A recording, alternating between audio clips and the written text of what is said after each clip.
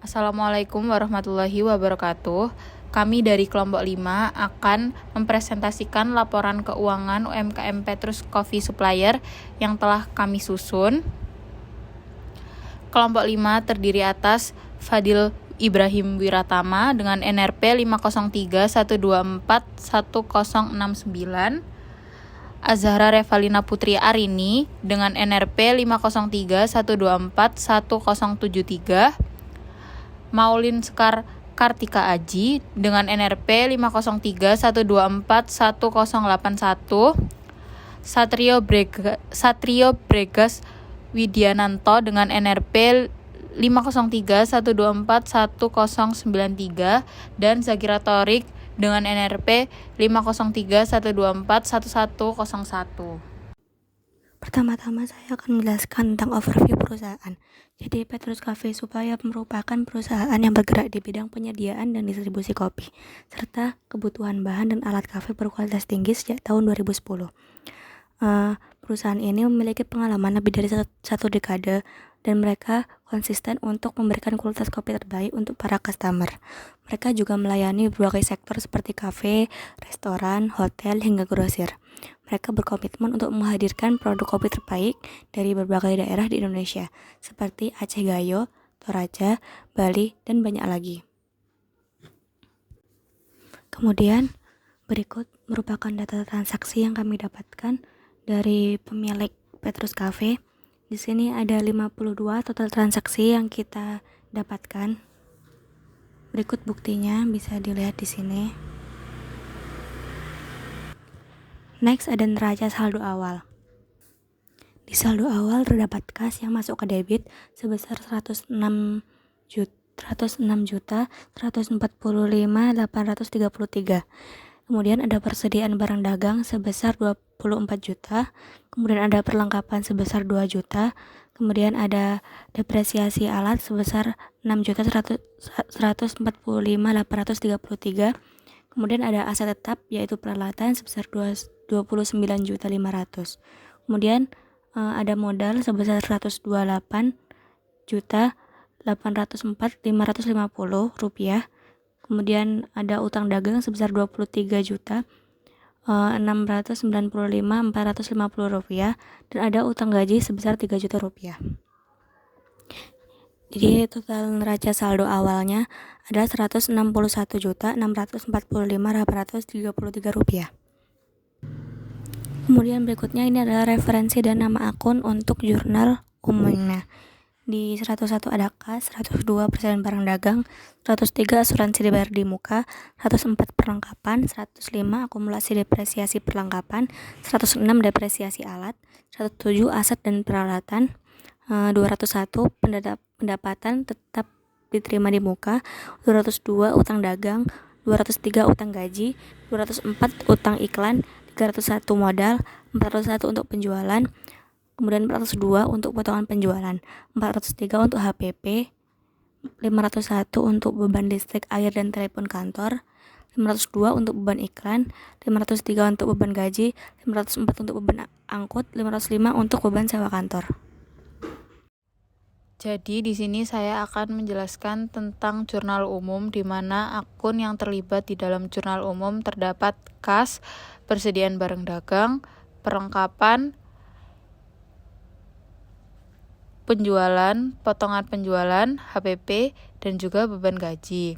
Di mana jurnal umum sendiri dimulai pada tanggal 1 Juni 2024 dengan keterangan beban sewa kantor senilai debit 2 juta, kas senilai kredit 2 juta, perlengkapan senilai debit 2 juta, kas senilai kredit 2 juta, dan juga pada tanggal 3 Juni 2024 dengan kas senilai debit 1.010.000, penjualan senilai kredit 1.240.000, HPP senilai debit 1 juta, persediaan senilai kredit 1 juta, potongan penjualan senilai debit 230.000, kemudian dengan tambahan kas senilai debit 323.000, kemudian penjualan senilai kredit 323.000, HPP senilai debit 247.500, persediaan senilai kredit 247.500 dan juga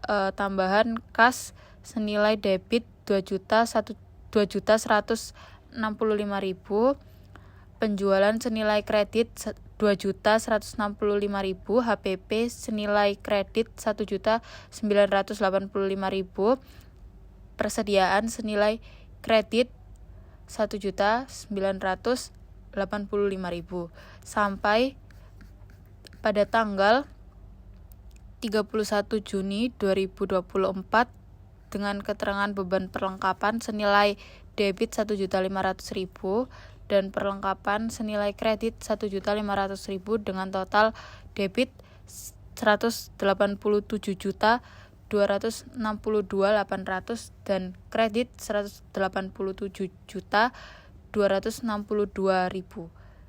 Sekian, terima kasih. Selanjutnya, saya akan jelaskan tentang saldo sebelum penyesuaian. Nah, tapi saldo sebelum penyesuaian ini kita dapat dari mana sih? Nah, saldo sebelum penyesuaian kita dapat dari memposting buku besar. Buku besar ini terdiri dari saldo awal dan juga jurnal umum yang telah ada. Jadi setelah diakumulasi, maka akan terbentuklah si saldo sebelum penyesuaian. Nah, di sini kita sudah ada beberapa akun, yaitu kas, persediaan barang dagang, perlengkapan, depresiasi alat, aset tak peralatan, dan banyak lagi. Next.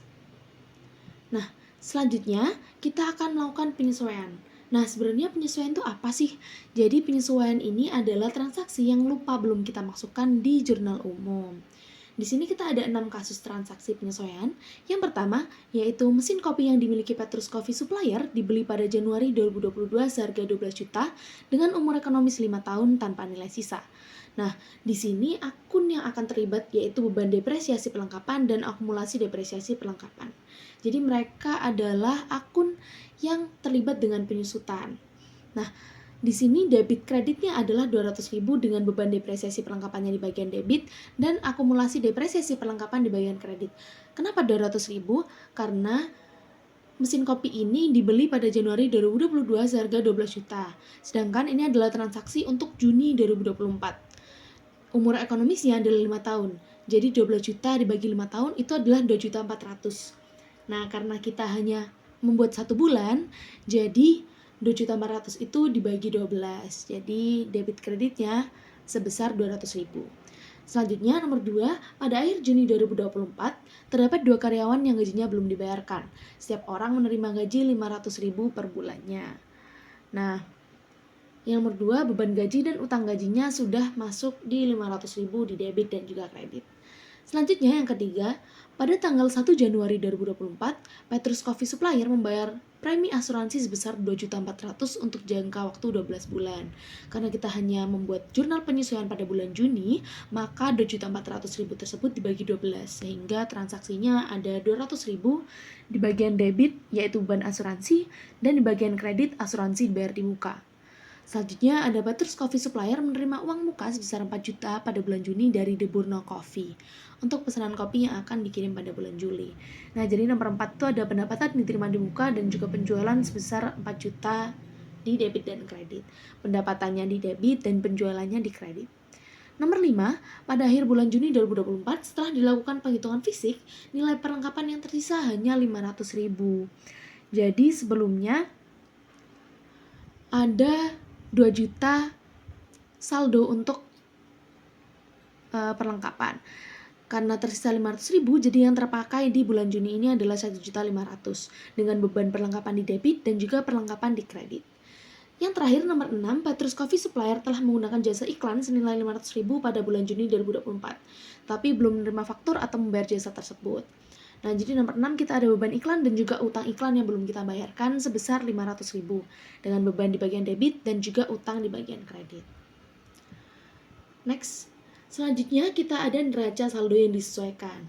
Nah, setelah tadi ada saldo sebelum penyesuaian dan juga jurnal penyesuaian, 2 laporan tersebut akan diakumulasikan. Jadi untuk debit akan bertambah di debit, kredit juga akan bertambah di kredit. Nah, apabila ada salah satu hal yang berseberangan, misalnya neraca saldo sebelum disesuaikan itu ada di debit dan pada di jurnal penyesuaian itu ada di kredit, maka akan dikurangi. Nah, dengan itu kita menghasilkan neraca saldo yang disesuaikan sesuai dengan presentasi ini. Di sini ada kas, persediaan barang dagang, pendapatan diterima di muka, perlengkapan, dan lain-lain. Oke, sekarang saya akan menjelaskan tentang laporan laba rugi pada periode Juni 2024. Yang pertama, ada bagian penjualan dengan nominal Rp96.518.250. Lalu dikurangi dengan potongan penjualan sebesar Rp6.965.000, maka kita mendapat penjualan bersih sebesar Rp89.500. Lalu kita memiliki beban pokok penjualan sebesar 80,24 juta, maka setelah dikurangi dengan penjualan bersih, kita mendapatkan laba kotor sebesar 9,3 juta. Lalu dikurangi dengan beban-beban operasional lainnya, maka laba bersihnya adalah negatif 5,59 juta. Lalu lanjut ke laporan perubahan ekuitas. Yang pertama, modal awal sebesar 128,8 juta. Lalu dikurangi dengan minus laba bersih 5,59 juta, maka totalnya 123,2 juta.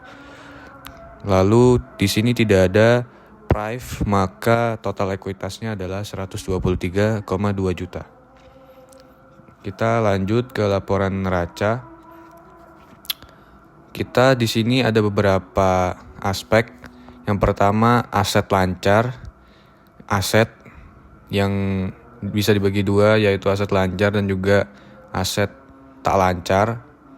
Yang pertama, aset lancar ada kas, persediaan, pendapatan diterima di muka, asuransi dibayar di muka, perlengkapan, dan juga depresiasi perlengkapan. Totalnya adalah 128,054 juta. Lalu aset tak lancar yaitu peralatan dan juga depresiasi peralatan sebesar 29,5 dan juga 6 juta, maka totalnya adalah 23,3 juta.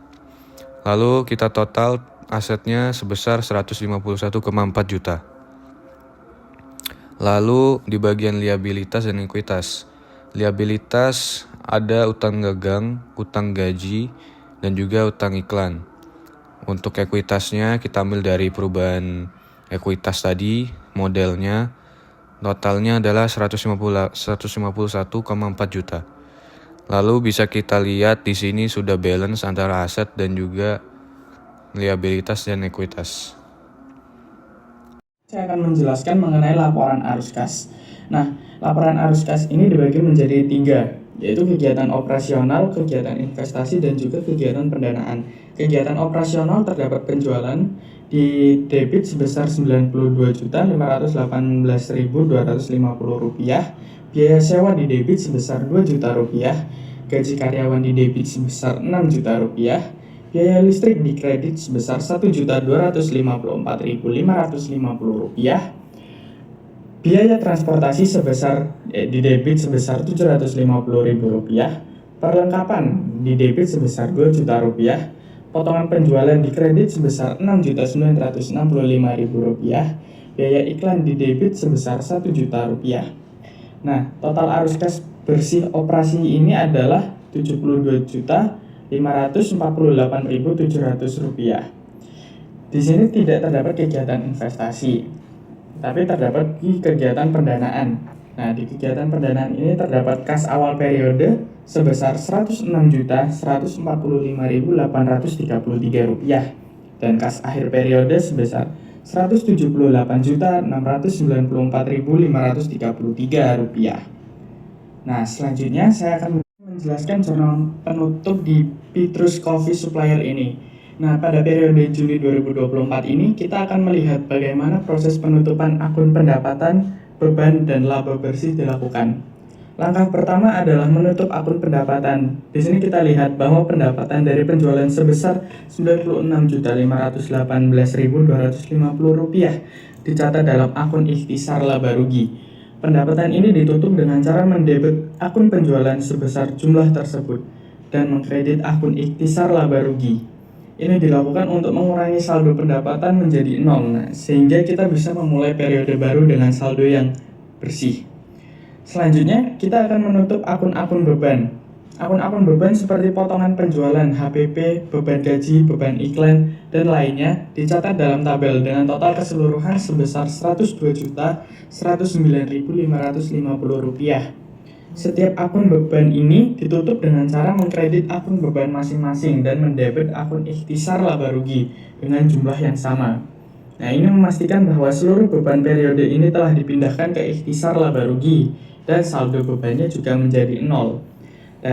Dan yang terakhir, kita ini menutup laba bersih. Setelah menghitung pendapatan dikurangi beban, perusahaan memperoleh laba bersih sebesar Rp128.804.550. Laba ini ditutup dengan mendebit akun ikhtisar laba rugi sebesar jumlah tersebut. Lalu mengkredit akun modal. Hal ini menunjukkan bahwa laba bersih perusahaan telah dipindahkan ke modal pemilik yang akan menambah ekuitas perusahaan. Jadi secara keseluruhan, jurnal penutup ini menutup semua akun pendapatan dan beban, lalu memindahkan laba bersih ke modal. Jumlah total debit dan kredit yang seimbang sebesar Rp327.432.350, menandakan bahwa jurnal penutup ini sudah disusun dengan benar. Perusahaan siap memulai periode akuntansi baru dengan saldo 0 di akun nominal selanjutnya. Berikut bukti transaksi yang kita dapatkan dalam penelitian pada UMKM Petrus Coffee ini. Dan ini logbook kelompok kami. Sekian dan terima kasih. Jika ada salah kata, kami mohon maaf. Sekian, terima kasih.